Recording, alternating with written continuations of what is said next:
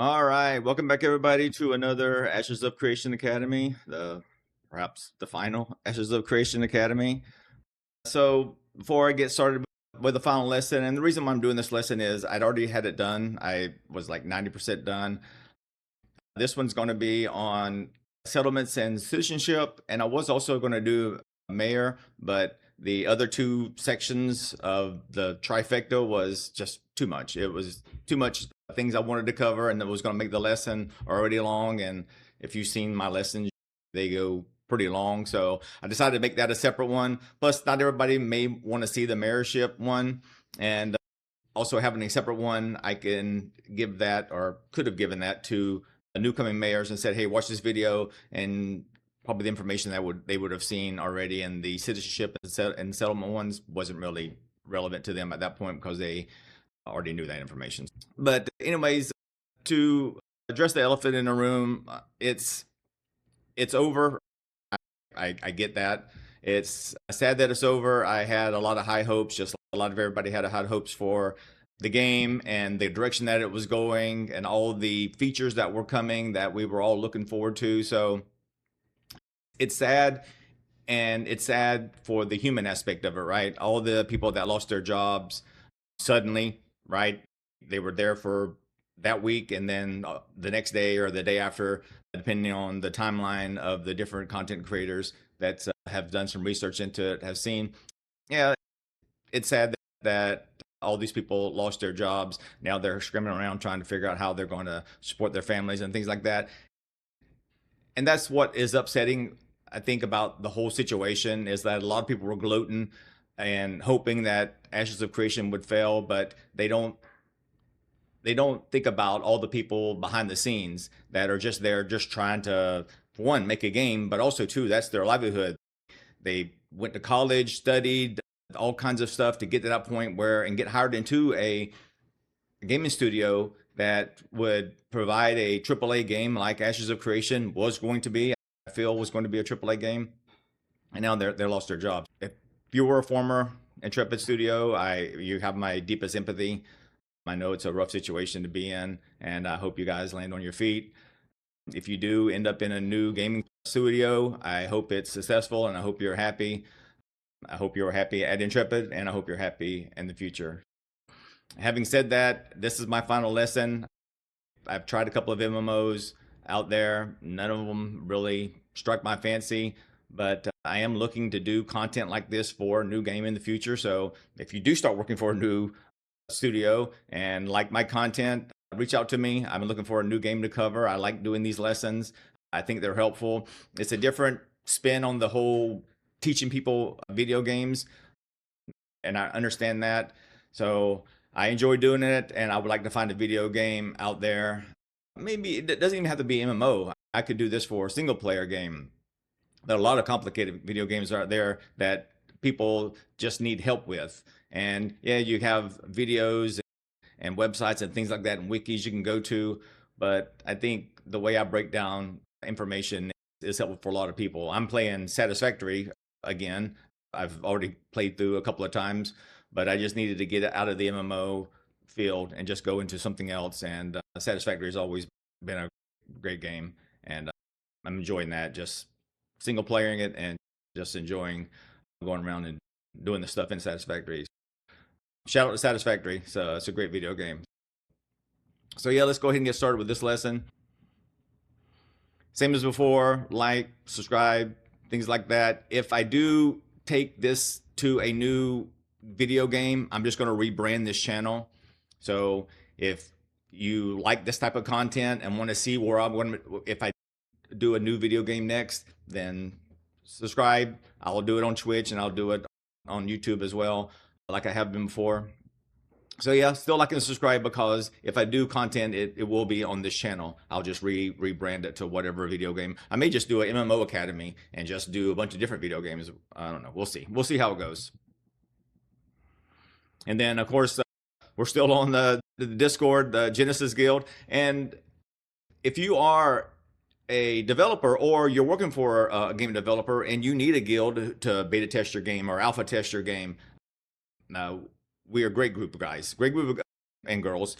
who play video games, love MMOs.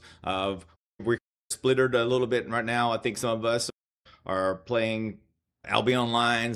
Some of us are playing WoW. Some of us are playing, I think we're trying out the Quinfall, maybe ESO. So a lot of different directions that we're going. But I'm just throwing it out there. If you do want a guild to alpha test your game, reach out to us and we'll see. I can't guarantee that you're going to get a bunch of people, but man, we have a bunch of people that love MMOs.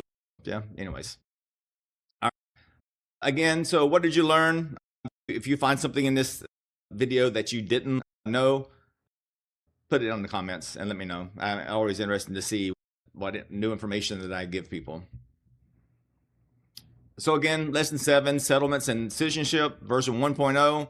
Likely not be a version 1.1 or anything past that, but again, I always rename them as version 1.0 just in case something on the road changes. And it might change. Something, the Phoenix has been a big part of the Ashes Creation, I guess, game and the lore. So if it does rise from the ashes, then hey, I'll do a 1.1 if that happens. First one is settlements. All right, so there's 4 different types of settlements in the game: divine, economic, martial, and scientific. I'm not really going to go into a whole lot of this because a lot of the stuff that had to do with these is future content. And I don't like talking about future content because that can always change and it's pointless. Why teach you something that's going to be in the game? I'd rather teach you something that's in the game right now, and then you'll be better log off this game or have it played on YouTube and you can go in the game immediately and see that. Also, I'm going to treat this as if the game is still live and all the stuff that happened hasn't happened. So I'm going to talk about the game in the present tense and where there's no end in sight. So I'm going to treat this as if it's just business as usual before all the news broke. We just go by saying this is the way it is now and hopefully the way it's going to be in the future, even though we know that's not the case, or it may be the case. Anyways, so each of the settlements have a different focus. For divine, you have faith, skill, and equipment augments. For economic, you have trade and merchants. For martial, you have combat and class training. And then for scientific, you have artisan and construction.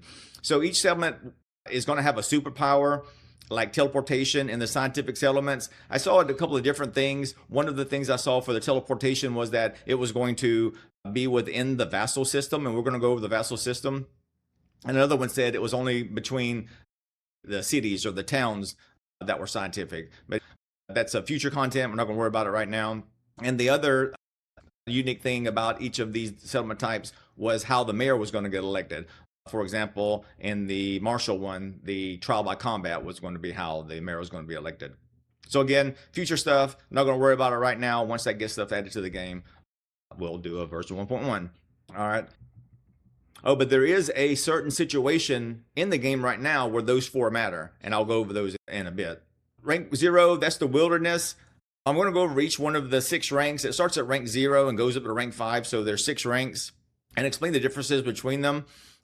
The symbol next to each one of the ranks is what it shows on the map. So if you know what these symbols are, just by looking at the map, you'll know, oh, that's a wilderness, or that's a town, or that's a village, or whatever. But for the rank 0 wilderness, it's a tree. And this is pretty much what it looks like. Nothing there. There's the Ember Spring there, but other than that, there's nothing. All the settlements are on a raised little plateau, and then expands out from there. And we're going to go over how they expand out.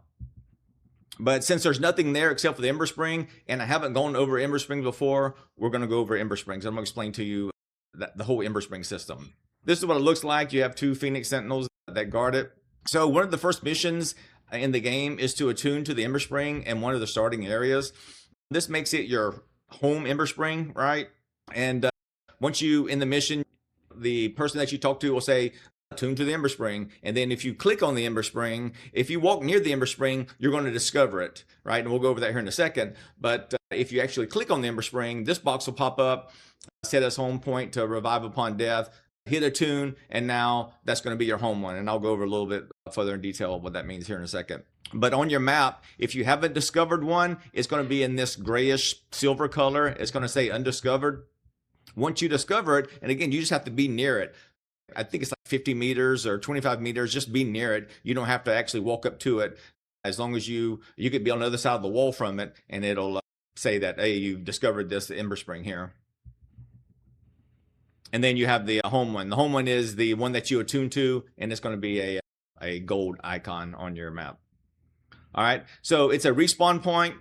You have two choices upon death, and death can come from any number of things.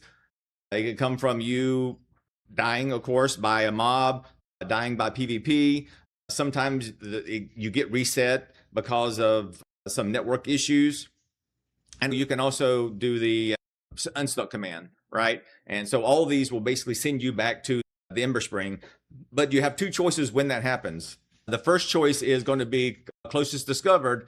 So whichever one you're closest to and you have discovered it, that's going to be the one that you're going to, the first choice on your list. And the second one is going to be the home one, and that's the one that you attune to. There is a 2-hour cooldown. So if you have used it, that home one in the past 2 hours, then you can't use it for another 2 hours or until that 2-hour cooldown is over. And a lot of people will use that as a fast travel. Again, there's no fast travel in the game. So a lot of people will say, oh, I'm going to do a caravan from Kaltorum all the way down to, say, Sunhaven. And once you're in Sunhaven, you're like, I need to get back to Kaltorum because that's where your home is or whatever. And then they would just unstuck and choose Kaltorum as their home one. And then they'd instantly be up there. Yeah, you do get XP debt and you will drop some materials, but that's too easy to get rid of the XP debt and just don't have any materials on you and you want to drop it. And then again, guarded by the Phoenix Sentinels, and they will one-shot you whether you're flagged or corrupted. But you do have a 30-second protection. So if you are in a PvP combat situation, say a settlement war, maybe not settlement war because the guards will kill you in town, but not out by the Ember Springs, out in the wilderness, you do have a protection from them. If you do end up spawning at that, you do have a 30-second protection. That way you can get on your mount and get out of there if the other guild or settlement is guarding that. All right, so rank 1, Crossroads.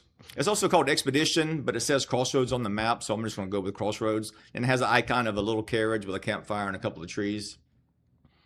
And this is what it looks like. Basically, it's the same thing as the wilderness, except now you have a little bitty camp there, and we're going to go over what's in that camp. All right, so here's a zoomed in view of the camp. You see some NPCs now, and we're going to go over, basically I'm going to go over all the things that you can interact with in the settlement. All right, the first thing is the guild manager. You have to be level 10 to create a guild, but if you buy a mayor guild seal from him for 66 silver and 66 copper, that's a weird number, and you wonder why it's that way. It's that way because there's 50% tax. So with 50% tax, now it gets up to 1 gold, really, 99 silver and 99 gold. And a lot of people wonder why taxes are at 50%. And taxes are at 50% is because when a settlement hits level 3, the mayor has to go in and do buy orders and put commissions up and things like that. And if there's no gold, they can't do that. They would have to become mayor and then wait for it to accumulate some gold. So if the taxes are at 50%, that basically builds up the settlement gold. That way, when the mayor is elected at level 3 or rank 3 in the village stage, then he or she has gold that they can do things with. So that's why the tax rate is at 50%, and it makes the mayor the hero because now he or she can reduce the taxes down to 10%. 10% is the lowest that it can get. Your taxes, individual taxes, can go lower than 10%, and we're going to go over that. But as a function, the mayor can only reduce taxes to 10%. And then with the mayor guild seal, you can go to the scribe station, crude paper, plus 10 red ink, which you make the ink at the alchemy station. Takes 10 rubies to make the ruby powder, and then it takes the 10 ruby powder to make the red ink. I did the math. Besides the 1 gold that you need for the mayor guild seal, it takes about another 8 silver for the reagents and processing and crafting costs to make it. So it's about 1 gold, 8 silver to create a guild if you include all the costs, and that's at 50% taxes. Now, of course, if you're doing it in a settlement that's already been set up and the mayor's already reduced taxes, then it's going to be less than that, probably about 4 silver instead of 8 silver. But anyways, that's generally what it costs. If you go to a settlement and you're already in a guild and you go to a rank 1 settlement, he's not going to sell you a mayor or guild seal. He's going to sell you a war declaration seal, the guild war seal, and that costs 5 gold. So if you are in the guild and you do go talk to this guy, he's going to try to sell you a war seal, not a guild seal. All right. So next one is going to be the storage clerk. Storage is same as usual, right? Items and materials as you would at any other settlement. You're not going to have the crates here. You won't get crates available in the crate storage until it hits level 3. All right, and then finally you have Gerald Belford, which is the same equipment vendor that's in all the other settlements. Sells the same stuff. So if you open up his inventory, still the same stuff, still same thing, 50% tax for all this. But he won't sell you some things because some things requires a rank 2, which is the encampment. So this is the materials there that he won't sell you. All right. And then you have these 3 things. These are construction sites that you can build. These are, I guess they're meant to help you level up the settlement, but they don't really do a whole lot. And I don't think the juice is worth the squeeze on these. It's a lot of resources to do these. It takes, 20 construction crates in order to build one of those. And the XP that you get is not a whole lot. So I really don't think these are a good way to level up. I think if you did all 3 of these, it should bump you up to easily 50% to the next rank. And that way, if a guild wanted to, or a group of people wanted to level up a settlement, then they can just run all the construction crates there, and then that would give them a head start on getting there. Otherwise, it's going to be based on the activity that you do inside the settlement. So if you kill something in the game, or if you chop down a tree or anything like that, it's going to tell you earn XP for this settlement, and that's how the settlement levels up. This is another way to do it, artificially leveling up, but again, it doesn't give enough, I think, and for the resources and the time and effort it takes to run them. So do it or not do it, it's up to you. All right, and this is the commission board. This is the adventure commissions. And if you saw my lesson, I think it was lesson 2, was on commissions. So if you want to learn more about the commissions, just go back and see that lesson. But because I explained the whole system, I'm not gonna go over it now. Go watch that lesson. But yeah, that's the rank 1 settlements have an adventure board there. Great way to get XP for doing things that you would normally be doing anyways, like killing things or going to different areas and things like that. All right, rank 2 encampment. Again, this is what it looks like. Same as the rank 1, except now the tents are in this white color and style. So you still have the same 3 NPCs as you did at the rank 1, except for some reason, the storage clerk and the guild manager played Red Rover. Now they're swapped. So now the settlement, the storage guy is on the right and the guild manager's on the left.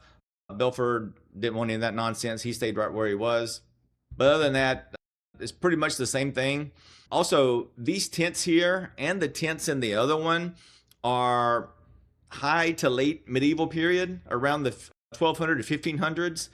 That's going to come in play later. I'll explain why a little bit later. But just know that these styles of tents that are in this one and in the rank 1 are the medieval style, around, we'll say 1500. All right, so there's these 3 construction sites again. I'm not sure if you built them on rank 1, if you still have to build them again on rank 2. I think you do have to build them again. There's the board, the adventure board, the blue one, and then but also now you have a artisan board, which is really a gathering board. Again, if you saw the commissions one, I went over that, how it says artisan, but the only artisan skill that it does is gathering. There's no processing or crafting on that. Now there are for the destinies, so if you do want to get some more XP, you can go do the destinies, and I also have a separate lesson on the destinies one. But yeah, this is what the artisan board looks like. Again, it's all mining or gathering or fishing or things like that. So it's all gathering skills. But you do have 4 crafting stations, 4 or 5 crafting stations at this rank. So this is the first rank that you can do crafting or processing outside the starting areas. So in the beginning of the game, you have the 2 starting areas in the anvils, and you have the 2 starting areas in the riverlands. And then you're going to have all the crafting stations there, right? So there's 22 artisan skills. 5 of those 22 skills are gathering skills. That leaves 17 processing and crafting skills. So you're going to have 17 stations there in the starting areas, and that's separate starting areas, right? So Avon's Inn and Briarmoor Farm. But at the rank 2 settlements, depending on what type of settlement it is, and this is where I was talking about the 4 types of settlement: the divine, the economic, the martial, and the scientific. So the divine has your carpentry, jeweler, lumber milling, stone masonry, and then economic, martial, and scientific has the other ones. Since there's 4 and 17 divided by 4 isn't equal, they had to add an extra one someplace, and they added to scientific. So scientific has 5 stations in it, but the divine, economic, martial has the 4 in it. And this is the only thing in the game where that really matters. The settlement type, the divine, economic, martial, and scientific is the rank 2. Once it gets to rank 3, it doesn't matter. Rank 4, it doesn't matter. Only at rank 2 doesn't matter, because that determines what stations are actually at that settlement. All right. So rank 3, village. This is the goal of all settlements, to get to level 3. This is the first rank where you can be a citizen, and with all the perks that becomes the citizens, and we're going to go over those later. It's the first rank with elections, which means it's the first rank with mayor. It's the first rank with the player market, where you can sell your stuff that you craft or process or gather or loot. First rank with apprentice stations, which means you can now have the apprentice gathering tools. It's the first rank where JM stations can be built. Again, that's based on what the mayor does. And then first rank with market, citizen, guild, and settlement commodity crates. Again, I have a whole lesson on commodity crates, so go watch that lesson. And then also this is the first rank with the caravansary. So basically the village opens up a lot more content in the game. So this is the first point where you really can do a whole lot of stuff, and probably the first point where you're actually going to find a home and make that your home. Probably going to depend on what your guild wants to do, voting and things like that. But really, this is the point where all the settlements want to get to. Not all settlements are going to be that way, and we'll go over that in the Vassal System. But yeah, this is rank 3 is like the first step in greatness for a settlement. There's no NPCs at the settlement. To level up your certifications, a JM station or journeyman station would need to be built. So if you want, say if you're lumberjack, right, and you want to level up your lumberjacking, unless a wood shop has been built in that settlement, then you got to go back to the starting area, which are always going to be there. Those guys are, to certify you, are always going to be there. But to certify in a town, that journeyman station has to have been built in that town. And then once it's built, then the certificate guy is there, sometimes called the foreman or whatever, the chef, if it's a cookhouse or whatever. But if it's not built yet, then you got to go back to the starting areas to do that. Architecturally, most of the buildings in the game are Tudor style, made of wood, although the stone buildings up in the top are really the Gothic style. So Tudor and Gothic are really around the 14 to 1500s. So we can assume that's the era in history when the game is set, based on the style of the tents, based on the style of the buildings, the Gothic style and the Tudor style. And what's interesting about that is this is also around the time when flintlock rifles became a thing. Perhaps we'll have flintlock in the future. We'll see. But if you're wondering when was the game set, what historical period, that's the historical period based on the architecture. I could be wrong. Maybe they chose that and say, oh, now we're sometime in the future or a different era. But I think they chose the style of buildings based on the historical period that they wanted to be in. And because flintlock is part of that historical period, I think that's probably something that we would see in the future. Also, there's 3 different layouts for the settlements, the rank 3 settlements or the villages. I'm going to call this one the woodland layout because it's surrounded by woods. Generally, obviously it's in the desert. There are some trees in the desert, but it's not on a shoreline and it's not on a river or anything like that. So I'm going to call this the woodland layout. So this is where the market is. I'm going to go over generally the major POIs, I guess, inside of a settlement. That's where the market is. This is where the storage is. This is where the hunting lodge is. And this is where the caravansary is. Notice caravansary is on the outside of the walls. And then, of course, your town hall up the top where you become a citizen and things like that. That's what we're going to go over. All right. So this is the river layout. House Inn is a river layout. Athanar is a river layout. Mirlith is a river layout. There's also one in the June Dark as well. I have a list of them that I'll show you in a bit. But yeah, still have the same stuff as the other layout. Here's your market here. Here's your storage. It's a little further away now than the Woodlands layout. There's your hunting lodge now. It's now a little closer to the market as opposed to going up the hill towards the town hall. And then the caravansary again on the outside of the walls.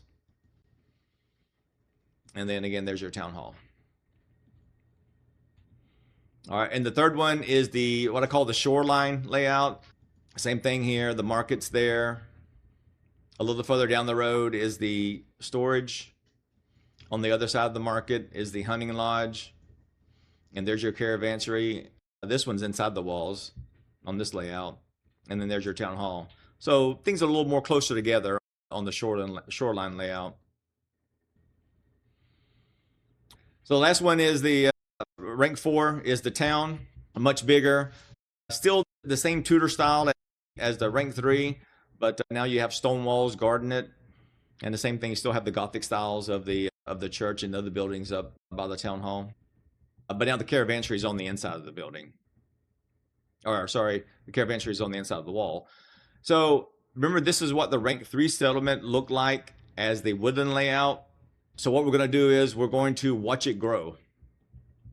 And here we go. All right, so that's how it expands out as from rank 3 to rank 4. Again, the river layout, this is what it looks like as rank 4. Caravansary has been moved inside of the city walls like it was on the woodlands layout. I'm going to show you how it grows on this one, except I rotated it. Instead of looking at it from the east, now you're looking at it from the south. And the reason I did it this way is because that area right there, that little rock plateau, small little plateau outcropping, is where most of the growing happens. And here it is. So that's the rank 4 river layout. And then this is the rank 4 shoreline layout. Everything is pretty much the same. The buildings are all in the same place. No real difference. But this is what it looked like before as a rank 3. And this is what it looks like as a rank 4 as it grows. All right. And then we have rank 5, which is the city. I don't have an icon for this, so I don't know what the icon's going to be. I don't have any information on this except for as a mayor and as a citizen, there are 6 plots in a rank 3 that you can use to build things on. There's 12 plots on a rank 4. So if you're doubling it from 6 to 12 or going up by 6, are we going to 18 when we get to rank 5, or are we going to double it to 24? I don't know. We haven't got that far yet, so it'd be interesting to see how many plots a mayor has to use to build things at our rank 5. All right, here's all the settlements for the Riverlands. The little R and W tells you what type of layout it is. So House Inn being the river, say New Ella being the wilderness, Winstead being the wilderness. Sandsquall has 1 river, which is Athanar. Then it has 3 woodland layout and 1 shoreline, which is Gina. Turquoise Sea, as you'd imagine, it has 3 shoreline layouts. But the other 2 are woodlands. It doesn't have any river layouts. The June Dark has a mixture of all 3. Was it 3 woodland layouts, 2 river layouts, and 1 shoreline layout, Mythbreak. And also that's the only one that has 6 settlements. All the other biomes have 5. The June Dark's the only one that has 6. And then the Anvils It has 3 woodlands, 1 shoreline, and 1 river layout. So the Sand Squall Desert, the June Dark, and the Anvils, they have all 3, but the Turquoise Sea, it doesn't have any river layouts, and the Riverlands doesn't have any shoreline layouts. So that makes 24 settlements. In total, there's 14 woodland layouts, there's 6 river layouts, and then there's 6 shoreline layouts. All right, there's also harbors. That's the list of them. The oddball out is Breezewater Bay. That's the one that's south of Lionhold. And also, all of them is the name of the biome followed by a cardinal direction, eastern, western, except for the Turquoise Sea. It has the cardinal direction in the front of it.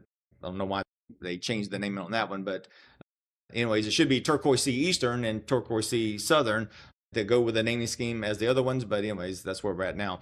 Also, all of these have Ember Springs except for Breezewater Bay, south of Lionhold, and then the 2 ones in the desert, the Sand Squall Eastern and the Sand Squall River. They don't have Ember Springs. I don't know why. Those are the only 3 that don't. Breezewater, I can understand because you're really near the Ember Spring at Avon's Inn, but you're also far away from the one over in Nuela. All right, so here's the building that's in the desert. You got the harbor commodity vendor. If you saw my lesson on the commodity crates, I go over what the harbor commodity vendor offers and also the station that's right there between the buildings. And then you got the caravan master, the sport fishing vendor, the harbor master, and the caravanserai assistant. And then on the opposite side of this, there's a guy there that does construction crates. I don't know why, because you can't really do construction crates and you can't upgrade a harbor. Same thing with requisition agent. There's really no reason to have a requisition agent there because you can't do buy order. So anyways, weird. It does have a mailbox though. So that's pretty much what it looks like at a settlement, is that those same people. And I think they just copied and pasted it there. And then the trading post, the Turquoise Sea trading post, that's the only one. The only trading post in the game is this one. It has the same 2 buildings as a harbor, but it also has a hunting lodge, which is over there and near those tents over on the right-hand side. Again, if you saw the commission lesson that I did, I go over what's actually at the trading post, which is a little bit different commodity-wise than the other settlements. But these are like the lawless outposts. The system needs to be expanded on, but right now, this is the only trading post that's in the game. All right, we're going to go over the Vassal System.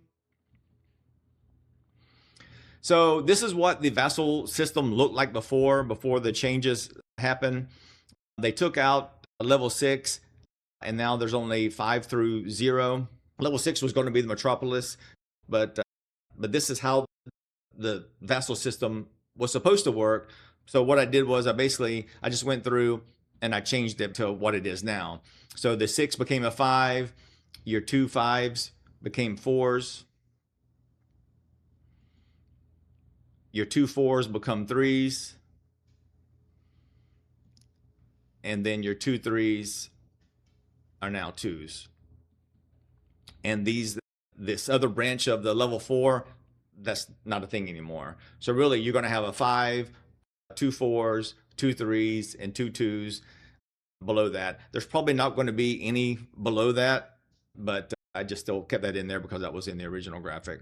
So your top level 5 is going to be the Sovereign, and then it's going to have 2 vassals underneath it. So the Sovereign is going to have 2 vassals, level 4s. Those 2 level 4s are going to have a vassal each, level 3. And then those vassals is going to have a level 2. But also the level 4 is also going to be called the Parent because it has the vassals underneath it. So they got the Sovereign, the Parent, which is also a vassal, and then you have the vassals underneath it. And then this is what it looks like now in the game. Now your level 4 is the Sovereign. Your level 3 is also the vassal, but also the Parent. And then your level 2 is also the vassal of the Parent. And this is what it looks like. So in this instance, Mirlith is the Sovereign. It's got the 2 vassals, Aethanar and Sunhaven.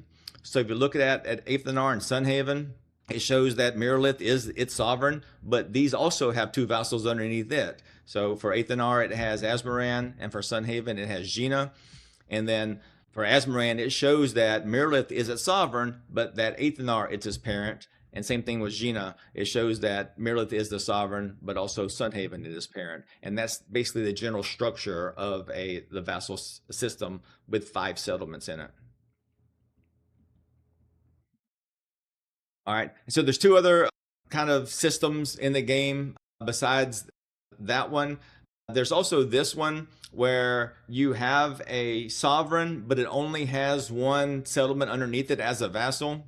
So Wildport in this instance is a rank 3 village. It has a vassal, but Hekraba doesn't have anything underneath it. So Wildport cannot go any higher than rank 3 because in order to have rank 3, there has to be other vassals in the network, and there's no other vassals but that one. And then Hekraba can't be rank 3 because Wildport's rank 3. So really, in this instance, where you only have 2, one's going to be locked at rank 3, and one's going to be locked at rank 2.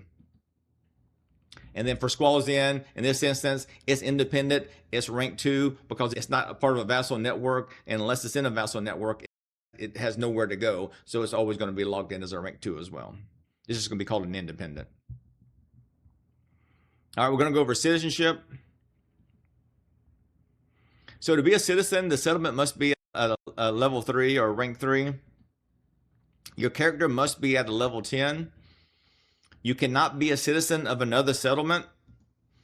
All characters on the same account are also citizens of that same settlement. So if you have 5 characters and one of those characters become a citizen of a settlement, now all 5 are citizens of that settlement. But you only get 1 vote across all 5 accounts. So the first person that votes in an election for that settlement and whoever they choose, that's locked in unless one of those other people, other characters, vote. If they vote for somebody else, now that's your vote. So it's always going to keep the very last vote that you did across your 5 characters. So you can override your vote, and there will be a message that says you've already voted if you're going to override your vote. So just be aware of that. And then citizen reputation is individually tracked. So while you have 1 vote per account and all your characters are citizens of that settlement, each citizen reputation is individually tracked. So you could have all of them are going to be peasant, but you could have a couple that are aristocrat or 1 or 2 that are liege or noble or whatever, because that's basically individually tracked. And that's going to matter when it comes to storage and things like that. And I'm going to go into the citizen rep system here in a bit. And then there's a 36-hour cooldown to become a citizen of another settlement. Well, it should be. Right now in the game, it's not a thing. But you shouldn't be able to become a citizen of another settlement until 36 hours has happened until after you drop your citizenship. So talk to the sheriff to become a citizen.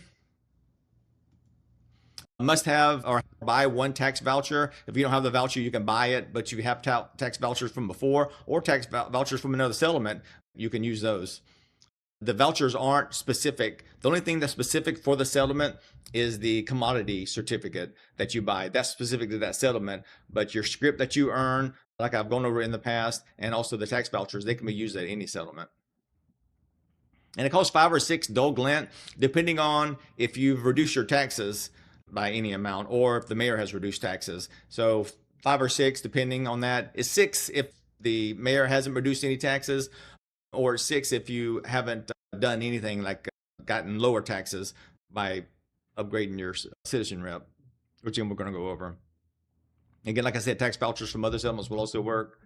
And then you also, if you want to drop your citizenship, you also talk to the sheriff. So he's how you become a citizen, and you have to drop it via the sheriff too. So if you decide that you want to become a citizen of somewhere else, you got to come all the way back to this settlement, talk to the sheriff, drop your citizenship, then go all the way back to that settlement. You just can't drop it by hitting the N key and going there. I don't know why, but they make you talk to the sheriff to drop your citizenship. Maybe because they don't want you to do it accidentally. I don't know.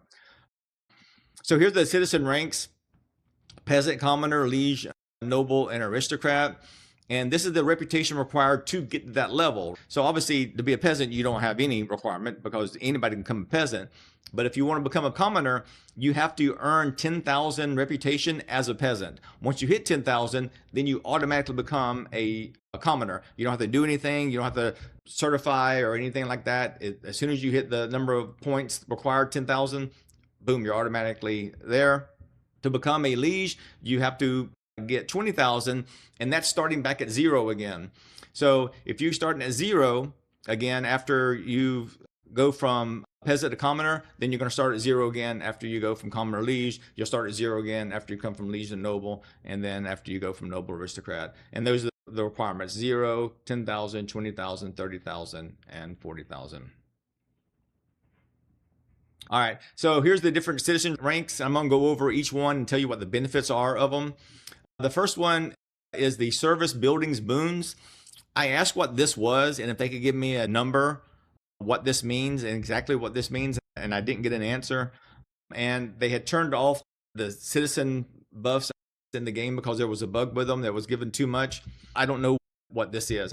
I know what it is in theory, but I don't know the numerical value, so I can't really explain in detail what it is. I just know that if you're interacting with a building, maybe you're better processing quality, I don't know, or crafting quality, something like that. But anyways, but right now it's not in the game, so I have no way of seeing it, and I couldn't get an answer about what it is. Then the settlement commodity vendor. Again, if you saw my lesson on the commodity crates, I go over this, but this is pretty much what it looks like. As a peasant, you get the common certificate and you can buy the uncommon certificate. This is also the same as a non-citizen. And I don't know if that's a bug or not, but when you become a citizen, it says that you get the settlement commodity vendor as a peasant, but really you don't, because a non-citizen has the same thing as a peasant had. So this really isn't a perk at this level.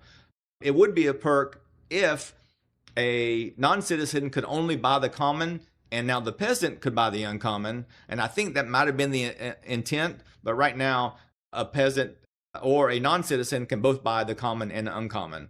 But as you go up, then it goes up from there. And it's called expanded commodity vendor 1, 2, 3, and 4. So this is expanded commodity vendor 1, this is 2, this is 3, and this is 4. So at each level, as you go up, you can buy the next higher level. So as a commoner, you can buy the rare. As a liege, you can buy the heroic, etc. All right, citizen material storage 1. So as a non-citizen, you have to buy additional storage slots if you want additional storage at that settlement. The second storage slot is going to cost you 5 gold, and the third storage slot is going to cost you 10 gold, and that's the most that you can have as a non-citizen. You can only have 3, and it's going to cost you 15 total gold if you want all 3. But as a peasant or as a citizen, then you also get 4 possible ones, but now the second one, instead of being 5 gold, it's now going to be free. It says it costs 0, and that's just so that they want you to open it up, they want you to get it. So once you do buy this one, then now you have access to this one, and now the other 2 below that one are going to be 5 gold and 10 gold. If you do buy the 5 gold one as a peasant, the 4th one is still going to cost you 10 gold. Don't do that, because I'm going to show you why here in a second. But if you did buy the 3rd one as a peasant, you're going to pay 5 gold for that. And the reason why you don't want to do that is because as a commoner, it now only costs 1 gold for that 3rd one, and the 4th one's only going to cost you 5 gold. So instead of paying 15 gold for 2 additional ones as a peasant, or even as a non-citizen, then you can buy 2 additional ones for only 6 gold as a commoner. And then once you buy that one, the 3rd one, now you have 3 slots. Again, all that for 1 gold, as opposed to what 3 slots would have cost you 15 gold, right, as a non-citizen. And then the 4th slot would cost you 5 gold. And then as a noble, the 4th slot is still going to cost you 5 gold. This has to be a bug, because really there's no benefit of getting the citizen material storage 3, because it doesn't do anything, because it still costs you 5 gold. So I think this should supposed to be 1 gold, but it's just a bug in the game. But anyways. All right. And then participate in elections, kind of self-explanatory. You get the vote in the elections. The election cycle is once a settlement becomes a level 3, in 24 hours, people register to be the mayor to be on the ballot, and then 24 hours after that is when the election happens. So 48 hours it takes after a settlement is level 3 to get a mayor, and then it's going to be every 30 days after that at the first of the month. So it's 5 days to register as a candidate, and then 5 days after the first, or including the first, so 1st to the 5th is when the actual election happens. But as a peasant, you get to participate in elections. All right, so this is what it is as a commoner. The first one is reduced taxes, 5%. So this is 5% of the tax rate that the mayor sets. And generally, all mayors are going to set the tax rate at 10%. So since this is 5% of 10%, that is 0.5%. So really, your taxes, if you get this and the mayor sets it at 10%, your tax rate is now 9.5%. Because again, 5% of 10 is 0.5, and that's going to be your tax rate for that. Global citizen boons, same thing as the service building boons as a peasant. Don't know what it is. I asked and I wasn't able to get a good answer, and since it was turned off in the game, I don't have that information for you. Sorry. Expanded commodity vendor 1. This is where you get to buy the rare certificate, right? As a commoner, you get to buy the rare certificate. Village commoner item storage expansion. So we already talked about material storage, and we're going to do that again on the next one, but this is the item storage. And again, items is where you have the items that you can get at any settlement. So if you put something here and then go to another settlement, then you can pull it out of here, whereas materials are only for that one. And there's specific items that you can store there and specific items that you can't. So you can't store materials there, obviously, since it goes in materials, but you can store items, which is like gear, recipes, food, elixir buffs, things like that go in there. So we're dealing with the items tab on this one, but really we're dealing with this section here, right? Those 3 icons and that upgrade inventory. So these 3 icons pretty much just tells you these are the 3 levels of storage that you have. The first one, everybody gets it. If you roll over it, it doesn't say anything, and if you click on it, it doesn't do anything. So I don't even know why that's in the game, because it doesn't do anything. If they didn't have it in the game and you had those 2 pluses, it would mean exactly the same thing. But anyways, apparently this is ground zero for item storage expansion, is that first one that everybody is going to get. If you roll your mouse over the plus, it's going to pop up and going to say village storage expansion, 5 gold. It says village storage expansion if you're not a citizen, and I'll explain that in more detail here in a second. But it's 5 gold to get more than 8 slots, and then for the town storage expansion, it's 10 gold to get additional 8 slots. So kind of the same thing as the material storage, where you got a new tab for 5 and 10 gold. You get 8 more rows on their items for 5 and 10 gold. All right, but back to the second one, the village storage expansion. Like I said, it's 5 gold to get 8 slot items. But if you're a citizen and you become a commoner, then it's going to be called Village Commoner Storage Expansion, and now it's going to be 1 gold instead of 5. Be careful on this one, because if you're a commoner or higher and you're in another settlement besides your home settlement where you're a citizen, it's going to charge you 5 gold if you opened up that second one. But if you went all the way back to your settlement and opened it up there, it's only going to cost you 1 gold, because you're using the perk of being a citizen in that one. I get it. It's weird that since you can use items anywhere in the game, or the item storage anywhere in the game, you have to be at your settlement to expand it. But say if you're Sunhaven citizen, but you're in Miralith, it's going to charge you 5 gold. But if you came down to Sunhaven, it's only going to cost you 1 gold if you're a commoner or higher. To get those additional 8 slots for 1 gold, you can either click on the plus or you can click on the upgrade inventory. It's the same thing. And this window right here is going to pop up. Purchase additional item slots. These upgrades are permanent, accessible at any node. The cost is 1 gold. Click on purchase. And then where that little arrow is, that's where you're going to get those 8 additional slots. And that's pretty much how it works. All right. The third item slot is called Village Storage Expansion.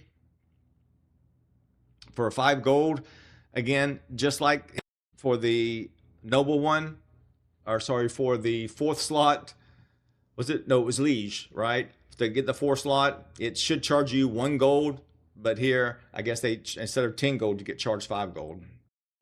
But yeah, same thing. Purchase village storage expansion for 5 gold. And then it should show up there, but it didn't.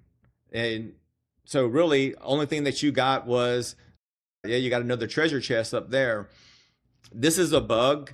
If you log off and log back in, then it's going to show up. But when you do it in the game, it's just not going to show up until you log back in. But once you log back in, now you're going to have those additional 8 slots. So don't worry if you don't see it. Just log off, log back in the game, and you'll see your additional 8 slots. And that's how many, that's the max that you can have, is what it shows right there. All right, and then Citizen Material Storage 2.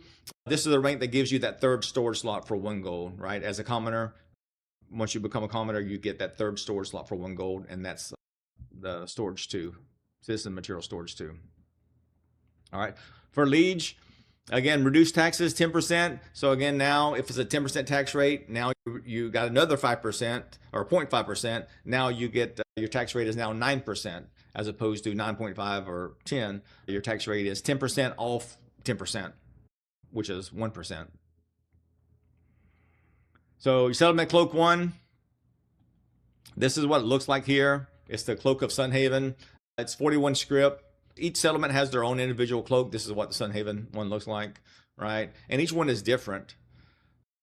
For this one that has max mana, some mentality, and magic accuracy. I don't know why they're different. They shouldn't be different because you're punishing people for being a citizen of a settlement when that's the one that has that crafting station that they need, or that's the one where their guild told them to go to, and things like that. So I think the settlement cloak should all be the same. I understand what they're trying to do with it, but it's like you're punishing people for being a citizen of a settlement when they could have gotten a better cloak for their particular archetype, right? And another settlement. This is the item storage expansion for those 3 little icons. That one where you click on it for 5 gold, that's the one where you have to log off and log back in again. So that's, you get those additional 8 slots. Expanded commodity vendor. This is the commodity vendor that gives you the heroic commodity certificate. And citizen material storage. This is that 4 storage slot for 5 gold. That should probably be 1 gold. All right, for noble, again, taxes reduced 0.5% more if it's 10%. So now you're at 8.5%. A citizen script vendor, I'm not sure exactly what this is doing at the noble rank, since you have access to the settlement script vendor at the peasant rank. So you can go to any settlement and talk to the script vendor and buy things from them that's there. I don't think you can, I don't know if you can buy the lowest level thing if you're not a citizen there, but the liege one that had the cloak. But if you go to a script vendor and you see some things grayed out, maybe this, it opens up this. But when I was there, usually when you mouse over something, it'll say you have to be something to buy this, and maybe it did or what. But it's kind of weird that it says citizen script vendor here. Maybe it should say expanded citizen script vendor, since you already have access to the script vendor. Now you can buy things from it. I'm not sure. All right, increase script for commissions and buy orders. So instead of 10 script per buy order, you now get 15. But be careful, because when you go, and I'm going to go over buy orders in a little more detail when we go over how to raise your citizen reputation. But if you look at the buy orders, you're going to see the exchange rate says 10. And then when you go to fulfill one, it's going to say 10. But when you fulfill it, this little thing is going to pop up in the bottom right corner. That's going to say 15. If you're not looking down in the bottom right corner of your screen, you're going to miss how many that you get, because this information isn't anywhere else, like in your chat tabs or anything like that. Again, we're going to go buy orders in more detail, but even though it says 10 on the buy order screen, even though it says 10 on the fulfillment summary, if you are a noble, then you will get the 15 for it. I think it should change it there, but anyways. All right, expanded commodity vendor 3. This is the one where you buy the epic commodity certificate. And then citizen storage expansion 3, no idea. I have no idea what this is doing, because we've already expanded our item storage to 3 tabs. we've already expanded our material storage to 4. I don't know what this is giving. So put it in the comments, right? Or if you're from Intrepid, and tell me what this was or should have been or is, because I have no idea. I have no idea what this benefit or perk for being a noble is. I couldn't figure it out. All right, aristocrat, it's the highest rank that you can be. Now your taxes are down to 20% reduction from whatever the tax rate is. Again, if it's 10%, now you're down to 8%. So really 8% is the lowest that you could possibly be. If the mayor set the tax rate at the lowest he could possibly set it to, then your tax rate would be 8% as aristocrat. You get the settlement cloak 2, better stats than the other one called the royal cloak. It's uncommon, I guess, because of the color, and it says uncommon right there. All the uncommon citizen cloaks are called royal cloaks in all the settlements. Expanded commodity vendor 4. Now this is where you buy that legendary certificate, commodity certificate. And then again, citizen storage expansion 4. No idea what this does or anything about that, because you've already got the maximum number of slots that you could from being a commoner and a liege. Then no idea what a citizen storage expansion 4 means. All right, on earning reputation, this is how you're going to earn reputation as a citizen to get all those perks that we just talked about. You have buy orders, you have mayoral commissions, and then you have construction crates. The first one is buy orders. Go in a little more detail than I did on that other screen. So it has a name, and that name is important because the mayor is going to tell you we need more quality tools. And the reason why the mayor says we need more quality tools is because quality tools is used to construct a building or to upgrade a building or to pay maintenance on the building.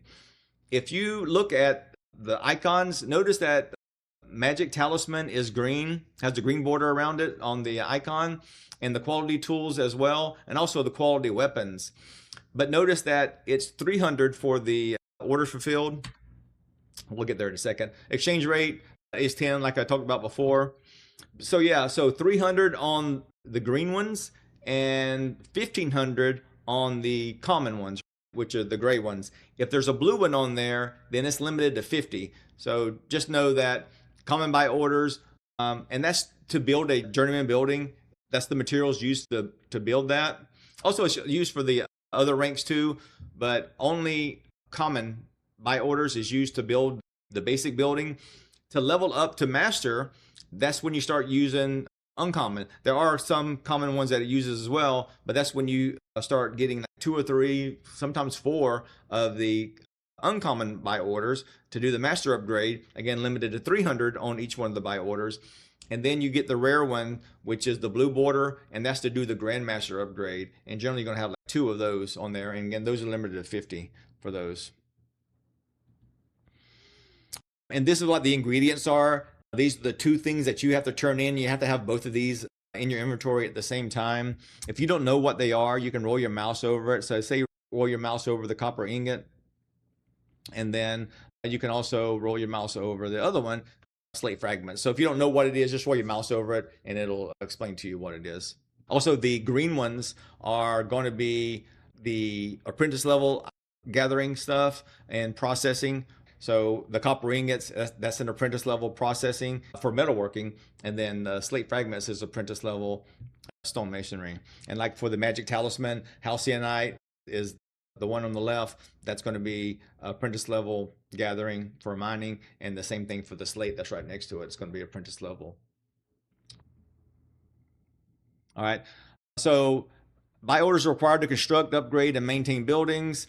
They're chosen by the mayor. They require settlement gold in order to do, like I was talking about before. That's why the taxes are at 50%. So the mayor will have some gold to put these buy orders up, because without the buy orders, he can't build the buildings. All players earn script from doing the buy orders. You get 10 per buy order, again, unless you've leveled up to, what was it, the noble one that gave you that additional script for it. So now it's 15, but it's 10 per buy order if you're below that rank or if you're a non-citizen, because again, all players can earn script from it, but citizens also earn reputation, and you get 250 per buy order for it. All right. So we're going to go over the mayor commissions, and that's the mayor commission board. This is the one in Sunhaven, and the board is over on the left-hand side. Again, I go over mayor commissions in much greater detail over on the commissions one, which is like lesson 2, I think it was. So if you want to learn a lot more about commissions, go watch that one. And this is what the screen looks like. You has these little treasure chests that you could roll your mouse over, but unfortunately it doesn't tell you how much citizen reputation that you can earn. And even as a mayor, when I'm putting buy orders up, I don't know how much citizen reputation you can earn. I can guess based on the amount of XP that you get for it, but like for this one right here, this is 6,500 XP, and you get 500 citizen rep in this little box right here. And you also get a 12 script for it. If it's 7,000 XP, I don't think there's an 8,000, but I think for 7,000 XP, then you would get 1,000 citizen reputation for it. And you get 500 per one that you turn in. So in this one, war preparations, and the reason why it's called war preparations is because the mayor has to have a war preparations by order done in order to declare war on another settlement. So as a mayor, if I wanted to declare war and I was the mayor of, I am the mayor of Sunhaven, and I wanted to declare war on Marilith, then I would need to put this order up. It cost me 50 gold. All the other buy orders only cost 5 gold, but this one costs 50 gold. And it cost me 50 gold to declare war. So really it costs the settlement 100 gold every time they declare war. So it's expensive to put up, but it's super easy and super great for the citizens because all you got to do is turn in 20 tier 1 gatherals. So you can go out and chop down, 4 trees, and you'll get 5 wood each. Turn that in. Now you get 6,000 XP, 500 citizen rep, and 12 script. So if you knew this was coming or saw it on the board, and say it's like at the very beginning, maybe nobody has done it yet, or maybe only a few people have done it, go chop down a bunch of trees and then run back and turn them in. Go down, chop trees, run back and turn them in, and you'll get a whole bunch of XP. And you can also use that certificate again on the commissions one. When I went over how to get higher XP, that 25% scroll that you could get, you can use that on it, and you get 8,000 XP, I think, for these, as opposed to only 6.5. All right, and then finally, we're going to talk about construction crates. That's what the construction crate bench looks like. Really, it's just a carpentry bench. This is the one over in Bramwell Farm. All right, it's required to construct and upgrade buildings, predetermined by type of building. So basically, the mayor doesn't choose what construction crates a building takes to be built. It's predetermined for him. There's 2 types. You have unprocessed, and then you have processed. Citizens earn script and reputation for it.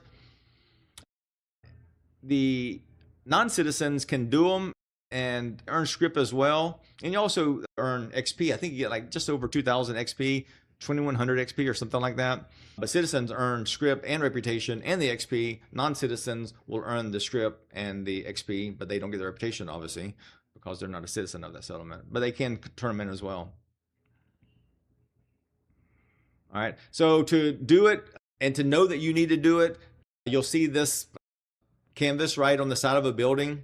This is the one that's in Avon's Inn as a starting area, but it's pretty much the same thing if another building and another settlement was having the construction done or upgrading, because on upgrades it's the same thing. You walk up to it, click on it, and it's going to tell you, like for instance, this one, say it was the smithy, then it says, okay, we have 14 of 33 mining construction supplies turned in, 12 of 33 lumberjacking construction supplies turned in, and then 13 of 33 hunting construction crates. So looking at that, you'll know which one that you need to go do. I need to do a mining crate or lumberjacking crate or hunting crate. If you walk up there with the herbalism crate or walk up there with the fishing crate, it's not going to do anything. It's only going to accept those 3. All right, so to pack it, you basically go up to the crate packing station and you interact with it, and this is what it looks like. And this is made it a little bit bigger so you can see it. Over on the left-hand side, it has all the different crates. The first 5 are the unprocessed ones. So if you click on mining, lumberjacking, herbalism, hunting, or fishing, it's going to say unprocessed one. And it says unprocessed wood. If you don't know what item it can take, then just roll your mouse over it, and this little box is going to pop up. It's going to tell you it'll take oak wood, western larch, weeping willow wood, anything. And it will take also any rarity. But when you're doing construction crates, do not do anything higher than uncommon. Uncommon is not really that all uncommon. It's more uncommon than common, but certainly don't put rare heroic in there because all it cares about is the wood itself. It doesn't care about the tier of it, whether it's willow or braidwood or anything like that. It doesn't care about the rarity of it. All it cares about is it one of those things there. If it is, great, then it'll accept it. And you will know what it'll accept by clicking on that add button and it'll pop up. And if whatever wood that you have in there, if you have processed wood in there, it's not going to show up, but it'll only show up the items that you can actually add to that. And then for processed wood, same thing, roll your mouse over it, and now you have a big laundry list because it does everything. It's got paper, it's got board. I don't think it has dried board in there. I don't know why it doesn't, but it should have dried board in there. Maybe board and dried board would be the same thing. And walk up to that, hit the F button, and it will deliver the crates. And we are done. So that was settlements and citizenship. I thank everybody for all the comments and the feedback and the liking and subscribing and everything like that for all of these lessons that we've done. I think this is lesson 7, I believe. So yeah, again, we're at the end of the road, looks like, for Ashes of Creation, but it was a good run. I'm disappointed. I'm not upset. I don't feel I was scammed or anything like that. I'm just disappointed that the game wasn't fully realized. I've played thousands of hours, so I got my money's worth with this. But I know a lot of people wasn't in that boat. They came in later. But yeah. Anyways, that's it, guys. Thanks.